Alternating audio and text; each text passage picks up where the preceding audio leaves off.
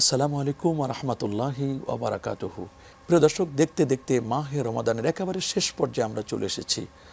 মাহে রমাদান এসেছিল কোরআন মাজিদ নিয়ে, মাহে রমাদান এসেছিল ইফতার নিয়ে, সাহরি নিয়ে, মাহে রমাদান এসেছিল 20 রাকাত তারাবি নিয়ে, মাহে রমাদান এসেছে ধৈর্য, সহানুভূতি, সহমর্মিতা নিয়ে।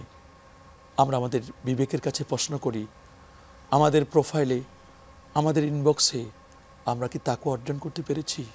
27শে রমাদান শেষ হয়ে গেছে, মনে হয় রোজা শেষ। না, রোজা কিন্তু এখনও শেষ হয় নাই। আজকে 28তম রমাদান, তার মানে 29 তারিখটাও কিন্তু লাইলাতুল কদর হতে পারে। আর যদি 30 তারিখ তো রয়েছেই, তাহলে কিন্তু আমরা অনেক সময় এমন হয়ে যাই 27শে কদরের পরে আমরা মনে করি রোজা শেষ হয়ে গেছে, এখন শুধু মার্কেটিং করার সময়। না, এমনটি কিন্তু নয়। আল্লাহ পাক রব্বুল আলামিন আমাদের সিয়াম সাধনাকে প্রোডাক্টিভ করুক। আল্লাহ তাআলা যে উদ্দেশ্যে আমাদেরকে সিয়াম সাধনা দান করেছিলেন, সেই উদ্দেশ্য যেন আমরা বাস্তবায়ন করতে পারি। আল্লাহ আমাদের সবাইকে কবুল আর মঞ্জুর করুন, আমিন। প্রিয় দর্শক, আমরা এখন একটি মোনাজাত করব। ইচ্ছে করলে আপনারা আমাদের সাথে মোনাজাতে অংশগ্রহণ করতে পারেন। আল্লাহুম্মা আমিন।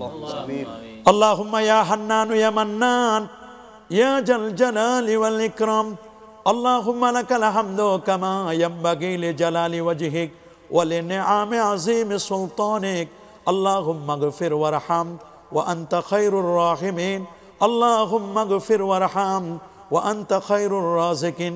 اللهم إنك عفو تحب العفو فاعف عنا يا غفور يا رب العالمين. اللهم لا تدع لنا ذنبا إلا غفرته ولا دينا إلا أديته ولا مريضا إلا شفيته ولا حاجة من حوائج الدنيا والآخرة إلا قضيتها يا رب العالمين.